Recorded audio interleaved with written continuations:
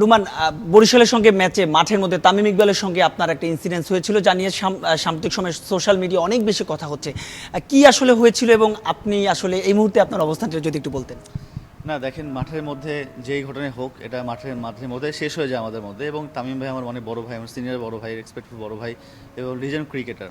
এরকম ক্রিকেটার আসলে বাংলাদেশের আসবেও না আমি জানি, বাট ওনার হিট দ্য মোমেন্ট এটা হয়ে গেছে। আর আমি ওটা কিছু মনে করিনি অ্যাজ এ ছোটো ভাই হিসেবে। আর আমার উনি খুবই ক্লোজ বড় ভাই আমার, এবং ওনার সাথে আমার খুবই সম্পর্ক ভালো, এবং আশা করছি সম্পর্কটা চিরস্থায়ী থাকবে এবং ভবিষ্যতে ভালো যাবে। এবারের বিপিএল শেষে আসলে নিজেকে কোথায় দেখতে চান? বিপিএল শেষ করে আমি দেখতে চাই হাইস্ট সিক্সার আর হাইস্ট স্টার রেট। অনেক অনেক ধন্যবাদ। কথা বলছিলাম জাতীয় দলের সাবেক হার্ড ব্যাটসম্যান, যদিও সাবেক নয়, যে কোনো সময় হয়তোবা চলে আসতে পারেন আবারও জাতীয় দলে, বিশেষ করে এবারের বিপিএলে যেভাবে তিনি খেলছেন সেই পুরনো সাব্বির রহমান রুমান। তার সঙ্গে বলছিলেন যে আপাতত এই বিপিএল দিয়ে ফিরতে চান জাতীয় দলে।